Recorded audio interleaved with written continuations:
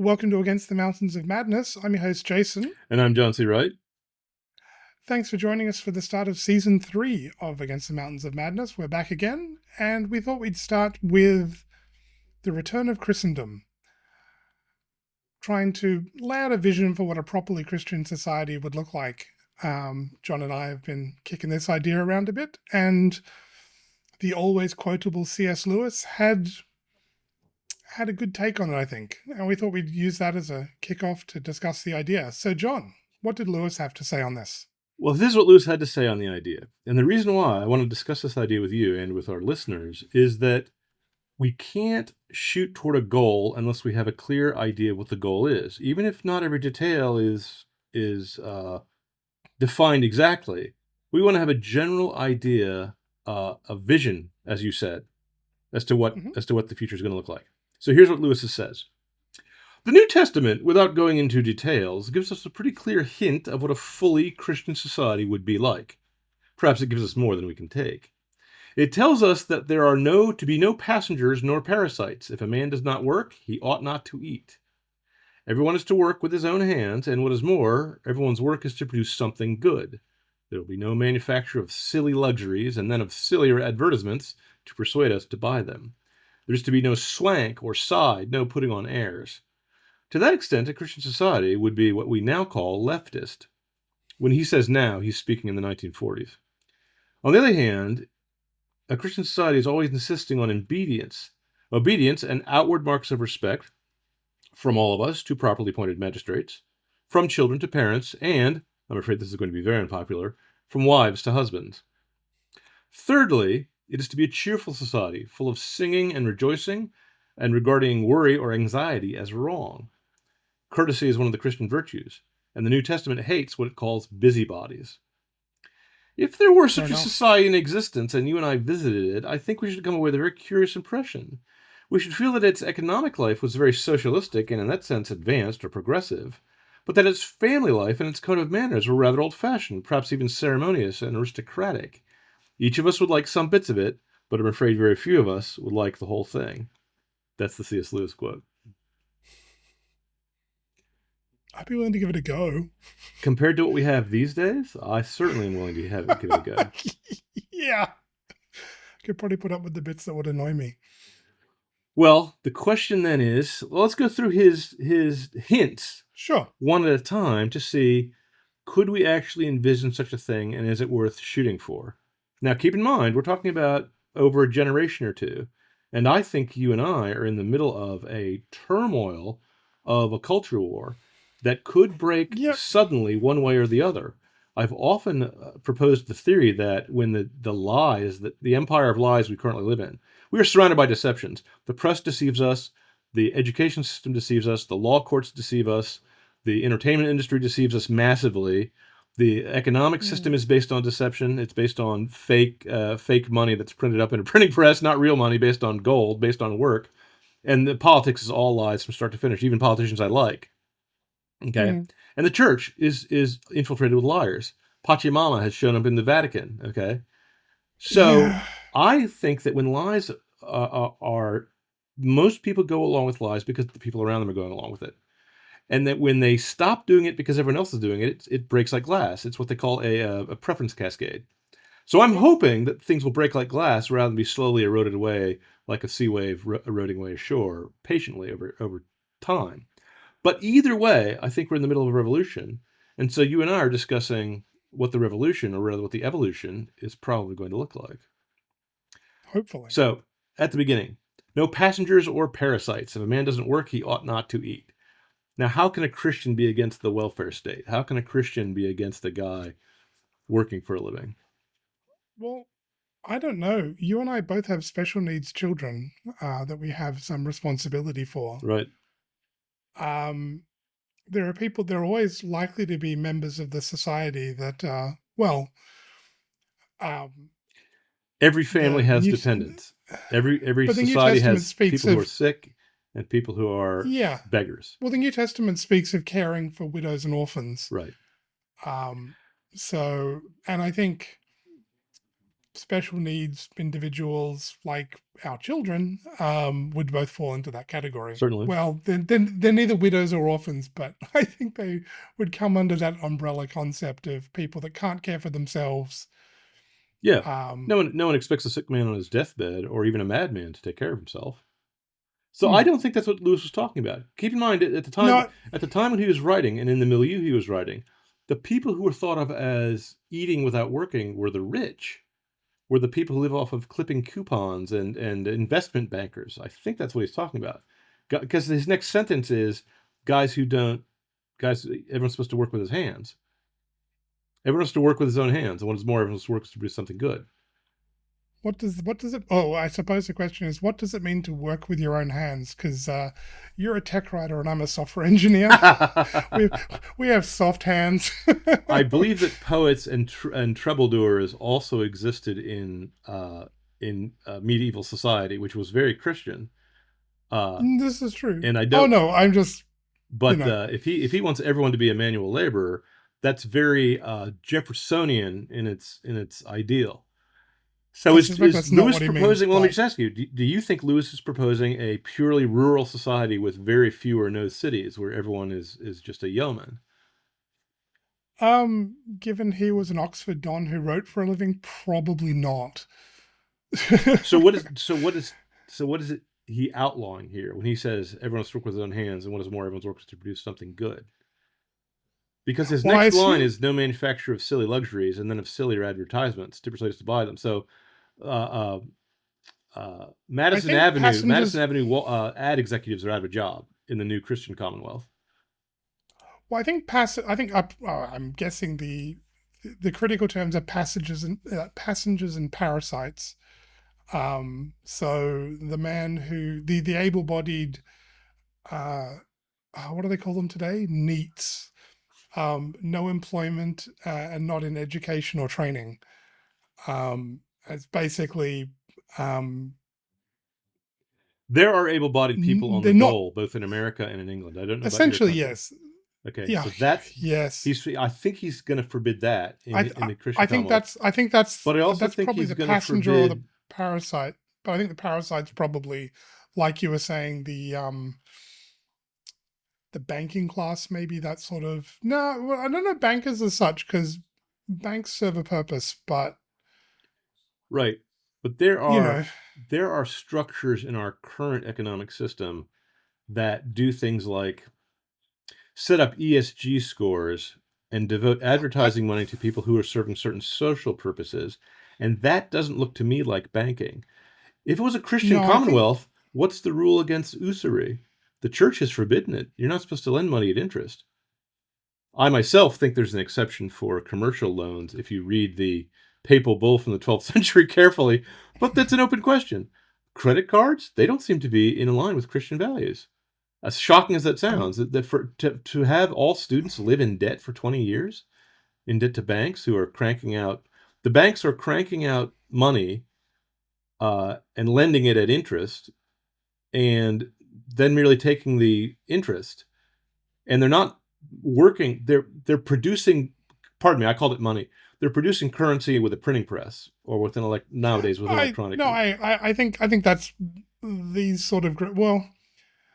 I think what Lewis is talking about when he speaks of passengers and parasites is what the libertarians would call rent seekers. And what is that? I'm not familiar with the Um, term. so rent seeking is described as it's not collecting rent off a property, but rent seeking is an economic concept that refers to the act of growing one's existing wealth by manipulating the social or political environment without creating any new wealth. So it involves seeking to gain added wealth without any reciprocal contribution of productivity. Right. Um, That is exactly what Lewis is so talking about, because I think so. his words are, uh, if a man doesn't work, he's not going to eat, and everyone's to work with his hands. What is more, everyone's work is to produce something good. Okay. Now, Yes. libertarians So are very keen DEI on. folks are rent seekers, for Say example. again. The DEI crowd, with their um, education, the indoctrination programs for businesses and stuff, are classic examples of rent seekers, and they're basically they threaten you as well to take the course or else, and that sort of thing. So they're yeah, basically political officers from the Soviet Union. In the Soviet Union, every business would also have a political officer to make sure that everyone was the DEI guys are certainly. thinking correctly. I'm talking to the DEI guys, and the way the Yeah, DEI definitely. guys get their tentacles in the door. I'm not sure if you're aware of this, but advertising revenue in the trillions of dollars is controlled by a small group, a cartel, the World Economic Forum, and their fellow travelers, uh, to force you to hire a DEI specialist or DEI officer. And if they don't, you're going to get sued by race Yeah, hustlers like Reverend Al Sharpton. You see, so they have you coming and he's a rent going. seeker. Yeah, He's a rent seeker. He's seeking to enrich himself who is also a and rent seeker. All he does is contribute nothing of value. he threatens people with lawsuits and it contributes nothing of value. Right. Now, Okay, in a so Christian commonwealth, the public magistrate, we should have something like a tribune or a censor who is allowed to go through the society and say, these guys are not producing anything good for our society. Let them be tarred and feathered and held up to public humiliation and put a dunce cap on their head and drive them out of town on a donkey or something like that. Maybe something less visible than that, less visceral. But maybe we want something. Maybe in the Christian Commonwealth, we want something really visceral, really visual, really ceremonial. Because Lewis also says that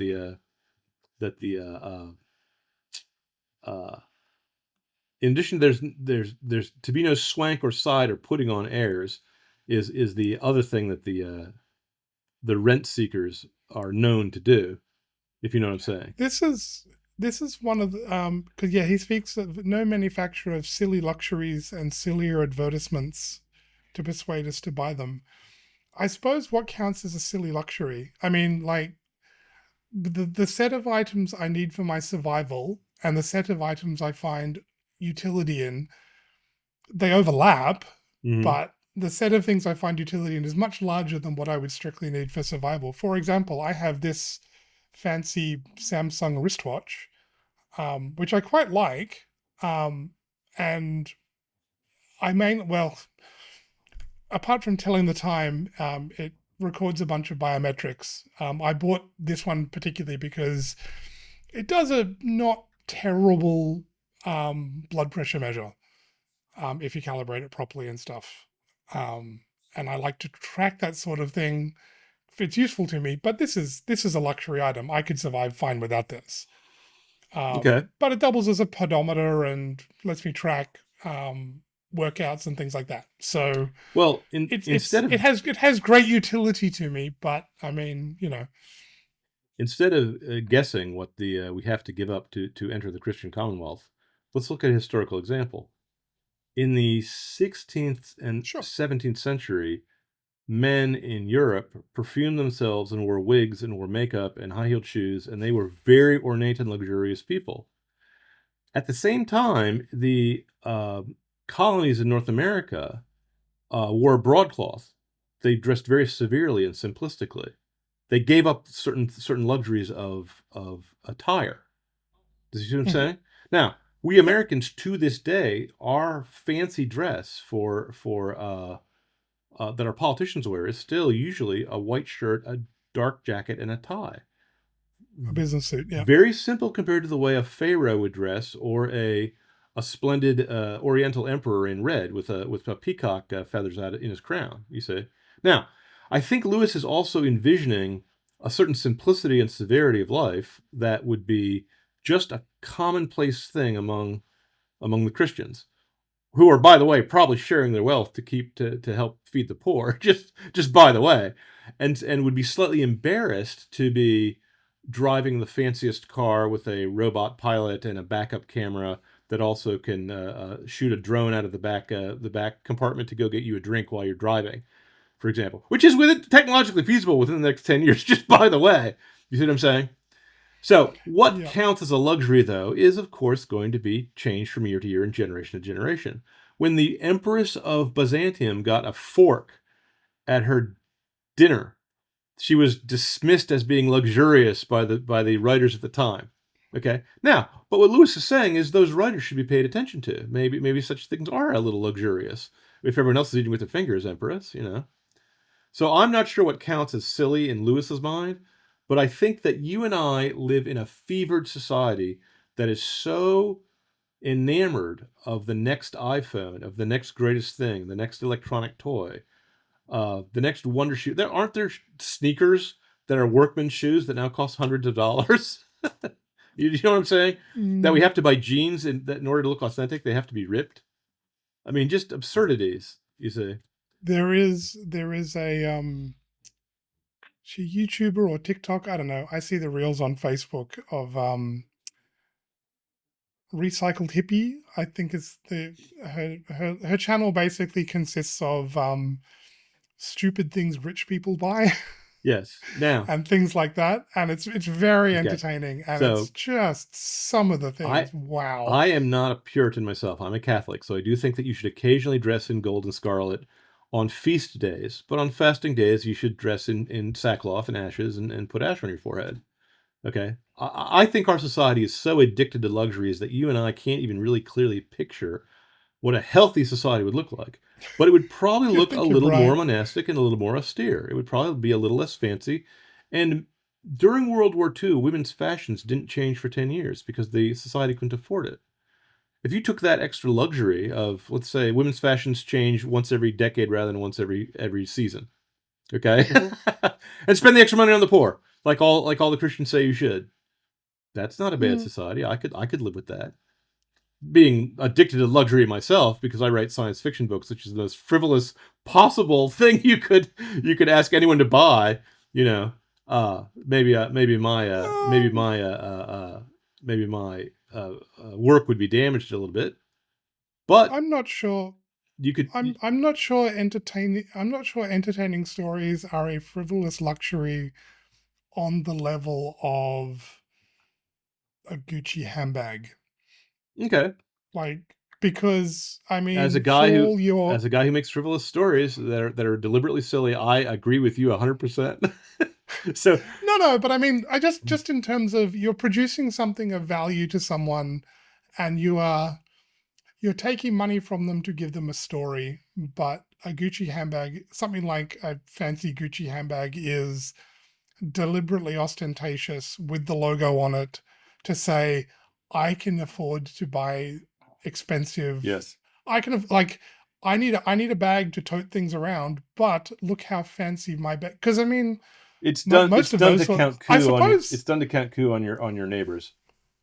Well, yeah, like I mean, it's been observed for a long time that a lot of these fancy brands, they manufacture their goods in the same third world sweatshops as everyone else. Right, And what you pay for is effectively the logo. So it's the right. status of the logo. And that's probably what he means by I think it silly is. I luxuries. think it is. No, I'm I not. think I'm not I, sure that it's there's probably broader than that. It's probably broader than that, but it's not. But that would be well within the set, I being an think. American. Being an American, I don't know what the word swank or side means, but I do know what putting on airs is. And putting on airs is getting a handbag just to show off the logo, just to show off that you've spent more money Yeah. than you should. It's what they call conspicuous consumption. And Yes, people only do exactly. that when they have an eye to their neighbor. No man living on an island conspicuously consumes his coconuts. You see. Though you do raise another question, which I think is interesting, which we can return to in a minute, which is what's the entertainment going to look like in a Christian commonwealth? I don't think it's going to be the R-rated semi-pornographic filled with put a chick in it and make her lame and gay that we have these days. Because what we have these days is a Yeah. continuous stream of Sewage. poorly constructed sewage. When I became a I father, I unplugged and turned off my TV because I did not want to have a sewer pipe from the culture coming into my house to infect my children. Okay? Now, in a Christian society, I would not have to think that the culture was my enemy. They might be a little austere, and the Christians might go around saying, "Hey, you don't work with your hands, poet. You're a science fiction writer," you know. But I, they wouldn't be my enemy. And nowadays, the culture I currently live in is, and I'm sorry to say that, but I'm not surprised to say that. mm, So let's see. He says these things are what we now call leftist or progressive, which is kind of funny because I don't remember that maybe leftists in the 30s used to work with their own hands and everyone's work was supposed to be productive of the good. But because the leftists of my generation are all multimillionaires who are trying to use ESG scores to manipulate Wall Street. And are lazy and He shiftless, he many of lived them. back in the day the socialists I know are people like Bernie Sanders, who's an American politician who's a socialist who owns multiple houses. He's a Has multi never worked a day in his never life. worked a day in his Well, life, and he's a he worked. millionaire. He's never worked anything but as a politician. In fact, Bernie Sanders, if I recall Isn't that rent seeking? correctly, Isn't that what you were just talking about? oh yeah, but Bernie Sanders, as I understand it, was thrown out of a hippie commune for being too shiftless and lazy. Which I gotta say, that's kind of impressive in its own way. Yes. I mean, so you know, It's like being the but thief that yeah, steals so much the other thieves won't have anything to do with you. It's just yes. pretty much. Well, if a man does not work, he ought not to eat. I don't think is just to return to that theme for a moment. I don't think it's saying let the beggar starve. I think it's saying if Give the beggar Bernie a Sanders job. can either find a job as a bartender or he can beg. You know, There wouldn't be any career politicians, would there? no, they would in this society. I think you would have to have.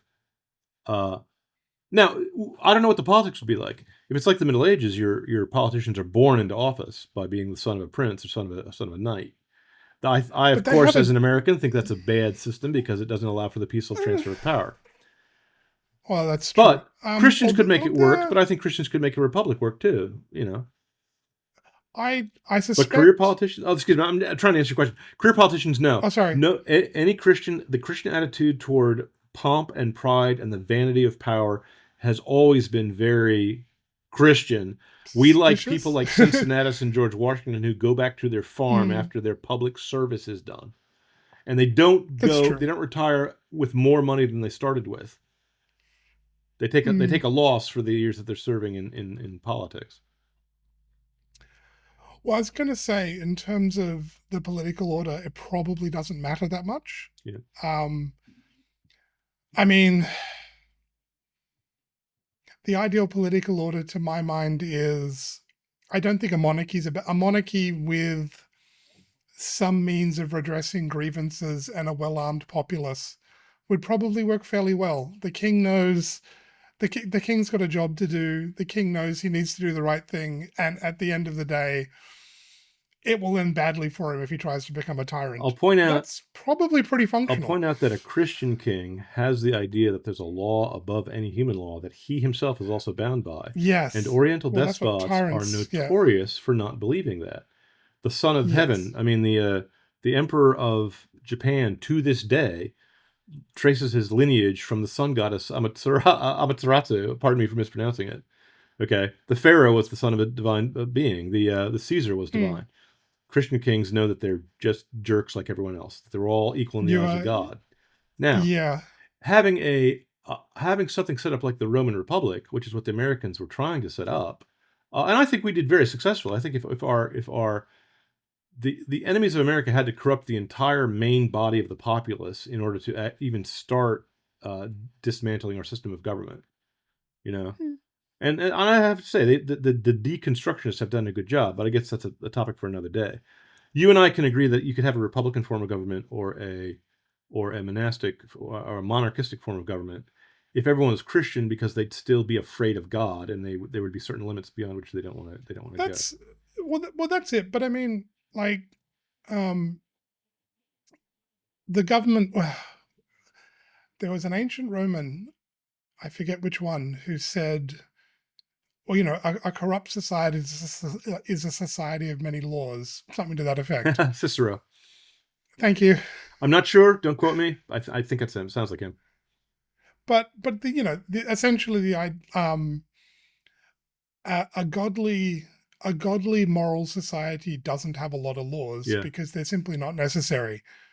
Um, but I mean, a Christian society is probably also a society that would understand at the end of the day, when you make laws, what you're saying is, if you make a law, you're saying, I think it is reasonable to kill somebody to enforce this principle, Sure.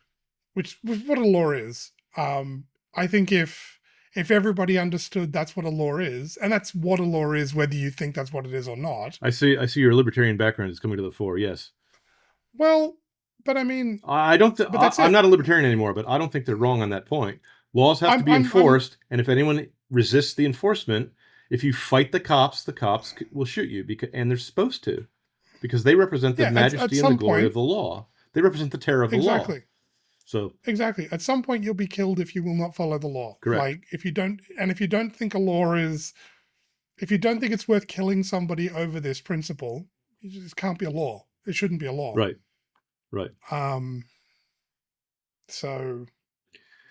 But even so, I myself, speaking as a father of 4 children, am willing to shoot people to death to get pornography off our streets and out of the internet.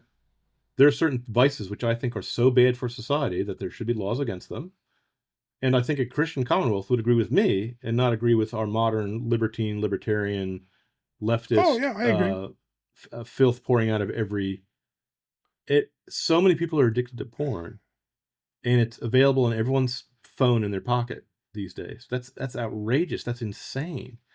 It should certainly be harder to get, and there should be probably penalties for possession, or at I am old enough least, to remember that I don't know. Playboy is an anomaly. Before Playboy, pornographers were regarded with disgust universally. After Hugh Hefner put on an atmosphere of being kind of a man of the world, he Yeah. slowly made it socially acceptable enough that even presidents, even politicians would go to the Playboy mansions for fundraisers. Okay? But it's porn. Mm, it It's is. filth. And I think a Christian society would also have to adhere to the older Christian values of chastity and family life, which means, and this is going to sound very unpopular, outward marks of respect from wives to husbands, outward marks of Yep. respect from citizens to magistrates, from children to parents. All the things that our entire society is dead set against. We think that any sign of respect shown to any elder or to any higher rank is oppression. You Mm-hmm. see, okay, that's one of the few things I would be more than happy to see leave, because today at work, I have a day job. I can't support myself just as a science fiction writer. Today at work, not one but 2 people objected to me calling them by their last name, and this is someone higher in the chain of command than me. Okay. And so I said, look, I'm older than you. I get to call you by your last name, you young whippersnapper.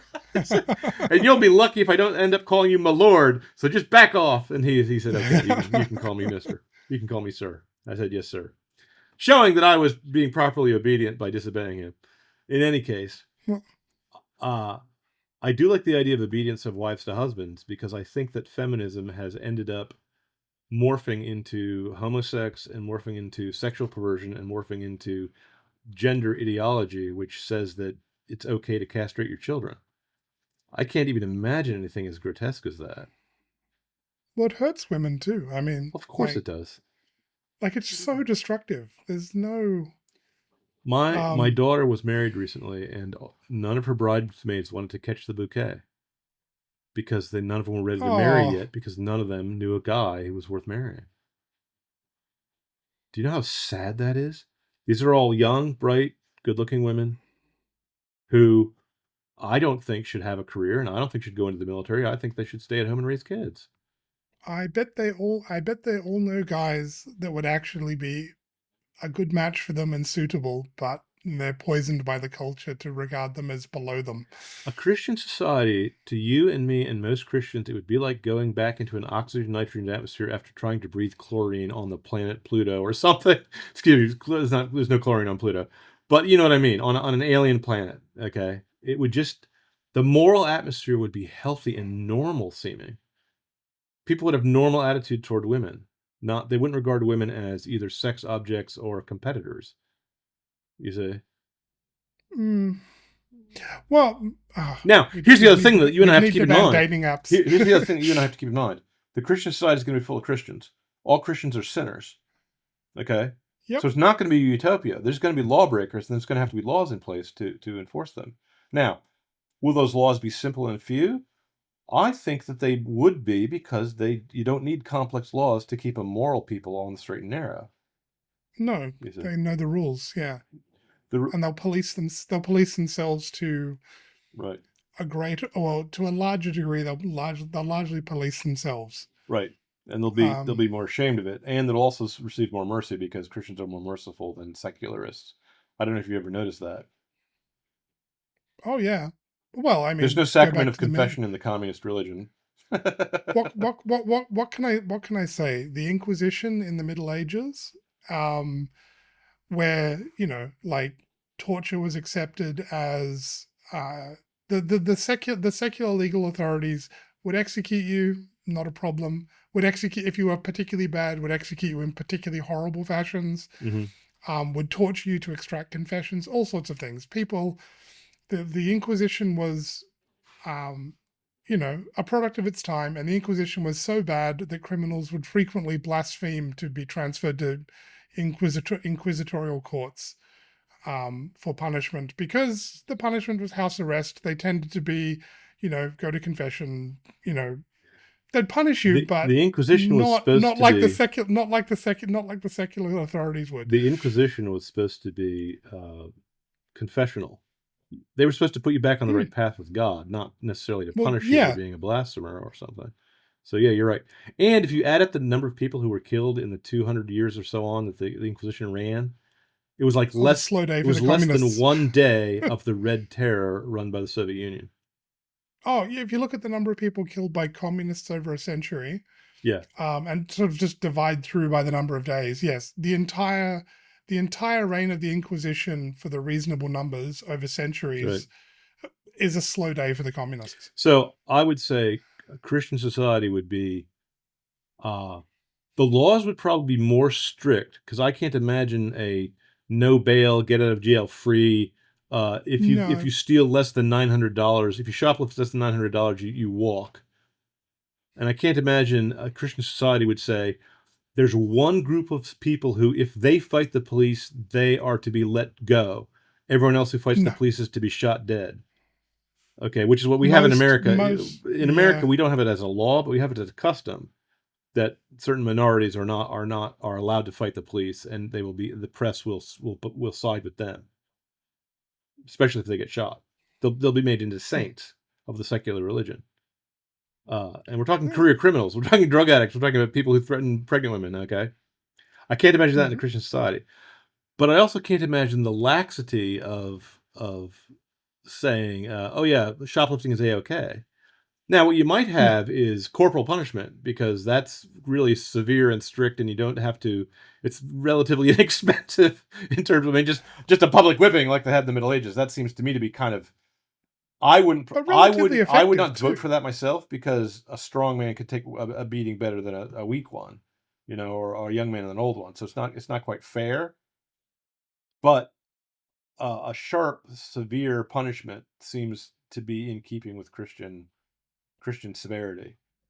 But But an older man knows he'll get a beating if he does this, so he doesn't do it. It works. It's functional. now, I could be wrong about that because I'll tell you that the penitentiary is a uniquely Christian punishment system. It was meant, the reason why it's called a penitentiary is you're supposed to go in and repent. You're supposed to be penitential there. You're supposed to sit there in isolation and pray. That's what it was originally for. So Yeah. Well, maybe I'm wrong about the Christian society of the future in terms of their no, I penal think theory. it would. Well, I suspect in practice a Christian society would have a very low tolerance for criminal behavior, but an eye to rehabilitation where possible. They'd have to be in favor of rehabilitation where possible. Is probably what it would look like. Yeah. Yeah. All societies have laws that. This was your Hmm. observation. We'll take a law against fornication. Hmm. So sex outside of marriage. Um, most society like that's a law that you'd probably have a law against it, but it's probably not a law you would super aggressively enforce. There's a lot of You'd laws that if you just enforce them periodically, it makes the law breaking not. It's a disincentive to breaking the law, but it's also a law that's enforcing a custom, which is already self-enforced to a great degree among most people. So you only actually have to use the law against people who are Egregious. egregious, like professional prostitutes who fornicate for money. You know. But because I know in the past there used to be laws on the books that it was a crime, and these laws were enforced. If I was to propose marriage and then the woman was to sleep with me and then I was to go, ha ha, fools on you, Yes. jokes on you and run off, I could be punished relatively severely for effectively stealing her virtue by fraud. Yep. By offering to marry her without having any intention of doing so. I assume in practice, In the person was given the practice, choice. well, let me tell you, You can keep your word, or go on. In practice, we still have that system. Harvey Weinstein was a Hollywood producer who seduced women in return for promises of careers in Hollywood. Yep. And as far as I know, he delivered on his promises. He did actually make the bimbos Seems to put be them the for the case. camera. So there's no libertarian or even left-wing reason to suspect that what he did, it's not illegal according to their rules, but is illegal according to our rules, according to Christian rules. So what the non-Christians did is they said, oh, what he's doing is in effect the same as rape. And they created a Me Too movement where they just pretended as if they agreed with fornication, but they didn't like fornication. So they had to tie themselves into logical knots and turn themselves into hypocrites, prosecuting a man, which my laws say should be condemned and punished severely, but their laws say did not do anything wrong because all those women consented. You see? And so if you have consent as your only rule of what's lawful and what's not lawful, then temptation is not wrong to, it's not wrong to ensnare someone by temptation. It's not wrong to defraud someone by trickery, as long as they consent, you know? Would it be possible to get divorced in a Christian society? No. Well, actually, actually that's not quite the right question, because we're Catholics, and I mean the bumper sticker is no divorce, but the reality is you could get married, have a proper Catholic wedding, you could break up with your spouse, you could get a civil divorce. That's sort of okay. I mean, that's not good. The church would want you to reconcile, but at the end of the day, you can do that. What you can't do is get married again. So it's actually remarriage, not divorce as such, that's not the thing you're not allowed to do. But in the Christian society that that Lewis is imagining, now Lewis was not a Catholic. No. The Christian virtues don't like things like oath breaking. They don't like things No. like betraying your spouse. And the Bible at least says that while divorce is permissible because of the hardness of the hearts of the Jews, and so the law of Moses allows for it, the law of Christ doesn't allow for divorce and remarriage. Okay. Well, so no, but with all due respect to my Anglican friends, it's hard to reconcile divorce with Christian teaching. Agreed. No, I agree, because you'd also potentially abandon your spouse at that point. Right. But I mean, it's remarriage essentially. But let me put it this way. That's the line you can't cross. That's the line you can walk right up to but can't cross. Let me put it this way. I think that a Christian society, if it was both Catholics and Protestants and Orthodox and so on, would allow for a divorce, but they would not allow for no-fault divorce. Because definitely. Christians do not regard marriage as a human institution. They regard it as a sacrament. All of Christians, including the Protestants. Okay? Yeah. Now, even I'm a Catholic, but I was raised in a Protestant country. Even I have to say that if the woman's husband is cheating on her and beating her, then I think that the Catholic rule might be too severe, you know. But what can I say? But we're talking about a Christian society, not a Catholic society. So a Christian society does allow for divorce. But I don't think they would allow for contraception. Now, you might say all most denominations allow for contraception these days, but before 1930, they did not. None of them, not a single Christian denomination, major Christian denomination, thought that contraception was licit. And But remember, our Pope warned everyone that if you make it licit, it's going to demean women, turn yeah, them into sexual objects, and make marriage a commercialized venture, and lead to high divorce rates, lead to much female unhappiness, lead to much fornication, and lead to abortion, all of which came true. yep, So Christian society would every probably one of listen them. to Christian teachings more carefully than our secular society does. Our secular society these days ignores the wisdom of the church, the 2,000-year-old wisdom of the church, or if you since we're the heirs of the Jews, the 5,000-year-old wisdom of God Almighty. Just saying it's a Christian idea is enough to blacken its name in the eyes of the public. Okay, that would not be true if a Christian in a truly Christian commonwealth. See, so I think Griswold versus I think Griswold would go the way of Roe v. Wade in a Christian commonwealth. And I think there would be Griswold is laws. I think there would be laws occasionally enforced against seduction and fornication. No fault divorce would have to go, and well, sodomy most would of the have to ways go. you would, well, most of the ways you would enforce laws against seduction is you said you were going to marry her, and then you can go to prison or you can keep your word. It would It's have to pretty be simple to. all these things would have to be cultural rather than legal, if you know what I'm saying. I think 'Cause I think the problem keep in for a mind, lot of those. when I was young, I didn't know any family that had a divorce. But during my lifetime, my parents got divorced, my brother got divorced, and my sister got divorced. More than half the members of my nuclear family have suffered from the horror of divorce. You see? That that used to be culturally enforced, not legally enforced. Hmm, there were divorces, but They were rare, they were looked down they upon, were and women didn't boast about them.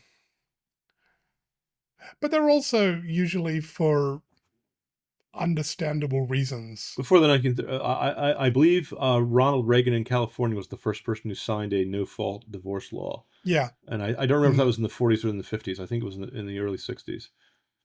That was a disaster. I yeah. myself do not in terms of gay marriage legally abolishes marriage, but no fault divorce legally abolished it previously. The gay Yeah, marriage no fault was just the icing divorce. on the cake. They all it already becomes not a binding contract. It's a contract that either side can dissolve at any reason for no reason. That's not a without contract. without well, without penalty or even with reward, Yeah, yeah, which is insane. yeah. Well, I mean, It's insane. I suppose we'd also have the difficulty of what do you do with mind you, in the Middle Ages, abusive spouses would be dealt with by the community. Sure, So, sure. Beating your wife would still uh be illegal. We're not we're yeah. not we're not Muslims. Hmm. I mean, I believe. Oh no, Excuse I me. I agree. believe the Muslim hadith allows you to beat your wife under certain circumstances, and no Christian writing does that. But it was socially there was social enforcement of no, this is not appropriate Right, behavior. right. That sort of thing. I suppose I don't know. There'd be we'd have there's so many things that would need to be wound back. I remember it might have been Roosh who said we should change the law on sex. It was in jest, or it was like it was sort of more to make a point. Hmm. I don't think it was a completely serious suggestion, but Tongue in cheek, as they um, say. but the laws on sexual assault should be changed such that if a woman goes behind closed doors with a man, it should be presumed. I mean, willingly, not you can't drag her there at knife point, but if she goes there willingly, consent should simply be presumed. There should be a presumption of consent in that case. Um, Obviously, in a Christian commonwealth, an unmarried woman going behind closed doors with a man is going to be frowned upon socially, yeah. and what our society does with the Me Too movement is trying to say a woman's consent is insufficient to consent. Do you say why? Mm. Because what they really want is a law against fornication, and they're not willing to say so. What they really want is Do a they want law a law against against? seduction. What they really want is a law against men exploiting women. Okay? Oh, in that sense, yes. In that sense, taking advantage of a woman's good nature. Taking advantage of the fact that when a woman sleeps with a man, she thinks they're forming a relationship. When a man sleeps with a woman, he thinks he's getting something for nothing. You see? That's why you have to put a ring on her finger. Okay? That's what No, I agree. that's what the mating ritual is for, and that's not just a Christian mating ritual. All societies throughout all time, Yeah. and as best we can tell from prehistory, had mating rituals to prevent competition between men for women, and to make provision for what happened if you got the woman pregnant. You see, and we don't have that. Our provision for if the No. woman gets pregnant is kill the child.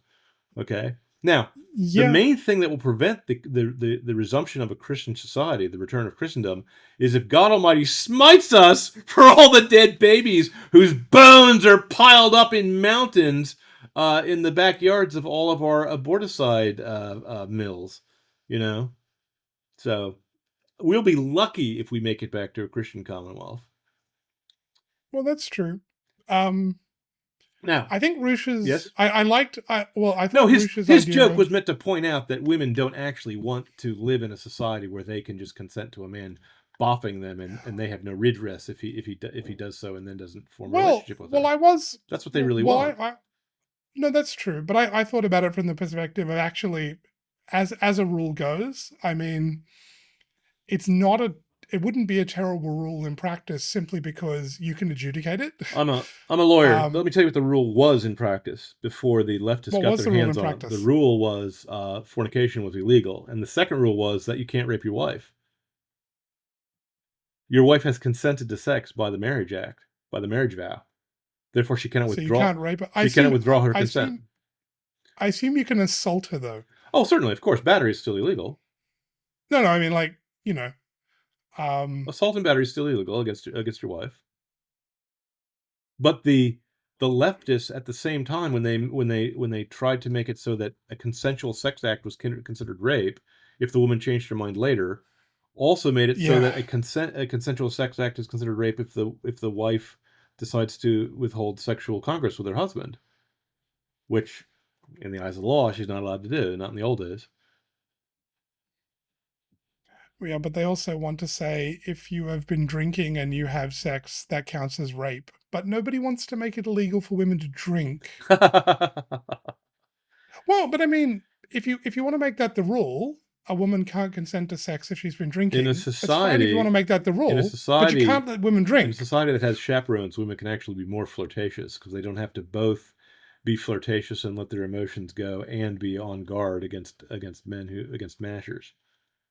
You see, Well, there you go. But I mean, if women shouldn't be allowed to drink if she can't consent once she's been drinking, right? and effectively giving a woman a drink is facilitating her sexual assault. Correct. But we don't. Our laws aren't consistent like that. Although I'd love to see someone propose that as a law. Why don't we return to Christendom and just make fornication illegal again? If you really want to sleep with That the works woman, for me too. if the woman is that for me attractive too. to you, then put a flippin' ring on her finger so that if your sex act results in the products of sexual congress, i.e., children, you have to raise them. That's a really simple rule. That How works for badly me do you too. want the women? And the idea of sleeping with more than one woman. Sorry, you don't live more than one life, so you don't get to share more than one life. And punish adultery. And punish adultery. If it's culturally enforced, and that's what we're talking about, the punishments for adultery will be rare and infrequent. But they'll still be there because the temptation for adultery is probably one of the greatest temptations in the human heart, aside from the temptation to pride and the other big seven. So, But yes, it's and up here's there. the thing that will happen: once women are properly cared for and cherished, they'll respond positively. The leftists have told women that is that to be cherished is to be enslaved. I think women will find out that that's not the case, that they've been lied to their whole life. There are women on TikTok and on YouTube nowadays, on Twitter nowadays, who are saying, "I've been lied to my whole life. I don't want to have a career. I want to stay at home and bake cookies and raise babies. I want to be happy. I want a They're man to waking care up. for me. I'm the member of the sex that wants the men to protect me, the expendable sex to protect me." Okay, they don't phrase it that way. I'm just interpreting liberally. So the women will be happier. Now, most menfolk these days, young men, can't find women because the women give off a mixed signal, two contradictory signals. And the women give off two contradictory signals because they've been taught a falsehood about what it means to be a woman. They've been taught that you're Mm. equal to the man and you're inferior to the man. Neither of which is true. They're neither equal nor inferior. You have to be a commie to They're think that different. Yes. a complementary yin yang that fits together like is a sign of inferiority or a sign of inequality. So, be it as it may. This leads me to my next point. C.S. Lewis talked about a Christian society would be a cheerful one. If the Mm. women are more cheerful, the men are going to be more cheerful. If the men are more cheerful, they'll be stronger, and the women will like them more. If the men are strong, the women will be Mm-hmm. more feminine, and the men will like them more. So there'll just be more love. There'll just be more affection. The parts of our society that currently hate each other will not hate each other anymore. And he says, full of singing and Mm. rejoicing, and regarding worry or anxiety as wrong. There are people who professionally worry about things. Okay? Most of them are conservative, but people who worry about the weather, they think the weather's going to kill them. There's a multi-million-dollar industry in America based on worry, based on the global warming fraud. Mm. And you and I both know it's a fraud. We can argue that some other day with if any of our listeners don't think it's a fraud. But these guys are professional worrywart. They go around giving lectures and writing books and commissioning scientific studies to show that we're doomed. About what? About the ozone hole? I'm sorry, that happens every summer over the North Pole. Excuse me, believe that it happens every summer over the South Pole, every winter over the North Pole. So Mm. people who professionally worry will be shunned by the Christian society. In terms of singing and rejoicing, I heard that in the late Middle Ages they used to have before England converted to Anglicanism, before the Great Revolt, before the shipwreck of Christianity. Thank you, King Henry. That the whole villages would get together for certain processions or Corpus Christi parades, and everyone in the town would participate and play a part in the morality plays or in the procession around the church, around the common green, and so on and so forth. Can you imagine how nice it would be to live in a society where everyone's had the same holidays falling on the same days, and we all participated? Mm. We still in America have some memory of that with a commercial holiday known as Xmas. It falls on the Christian holiday of Christmas, but uh, Xmas is a buying and selling holiday, which Mm. has which has parades and it has special TV shows and special events, and people actually try to be of good cheer. Charitable giving charitable giving goes up, and people decorate their houses with lights. So we remember what it's like to have a cheerful society, though in America we only do it for 1 month out of the 12 in December. Now, in a Christian society, Advent, the season before Christmas, is a season of mourning and preparation, of penance. And then we have the 12 days of Christmas afterwards, or the 40 days. We have feast days after that. Mm. Another thing I want to point out about the singing and dancing of a Christian society. I've heard people express regret after they left the church, and I would always ask them why. And the number one answer is no singing. They don't get to sing in a crowd anymore, except maybe "Hail, Hail to the Redskins" at a ball game. But nowadays they can't even say the word Redskins anymore. Uh, the idea of rejoicing as a group is lost in a modern commercialized society, in a multicultural society. Mm. So here's another question. This is going to be a hard question. If we have Christendom, if we have a Christian commonwealth, can we have a multicultural society? I don't think we can. I don't think we can have a Christian society that allows people who hate Christians as a major component of our No, society. What it about will a need rival to religion that be. regards Christianity as diabolical, like our good friends the Muslims? No, they probably wouldn't have a place in such a society. Neither would the current crop of leftist Satanists. No, They'd all be run. the leftist Satanists will be You could running our have town on a rail. you could have a couple of them. Like, I mean, but you couldn't have significant portions of the society like that, and they'd probably be welcome to visit, but I don't think they'd want to stay. We'd want to have them Because everyone around would, if we could convert them. everybody would try to convert them. Yeah. So I don't think they would want to stay.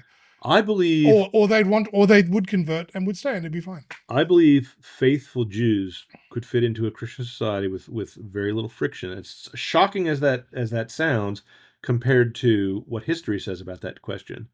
But I don't think secular Jews could, because secular Jews, for some reason, all go crazy progressive leftist Marxists. You know, they still have their race has a religious aspect to it that they just can't ignore. But if the religion doesn't go into the worship of Yahweh, if they don't study the Torah, you know what I'm saying? Then they become antisocial. They begin to believe in various beliefs that are not good for society. The belief that your society is evil and has to be overthrown, that is not a healthy belief for society. Okay? The belief that the world is sick and needs to be cured, that is a healthy belief for society. And Christians don't think the world is going to be the answer. They don't put faith in princes. You know. No. So what about? So I guess we're coming up on the hour. Would you want to visit this society? Would you want to live in this society? I would want to live in it, but I wouldn't want to visit it. No busybodies sounds nice. No busybodies sounds nice. I hate busybodies. Courtesy is also a Christian virtue, and people would probably seem a little aristocratic, you know. So, each of us would like some of it, but I'm afraid very few of us would like the whole thing. Is that true? What about you? If we have this society where everyone's got to work, most people are working with their hands, luxuries are looked down upon, you can't get divorced, or maybe it's a Anglican Christians and you can get divorced, you know. But no priestesses. I'm sorry, they can't go that far. Not if it was really Christian. Cheerful. Would I want to live there?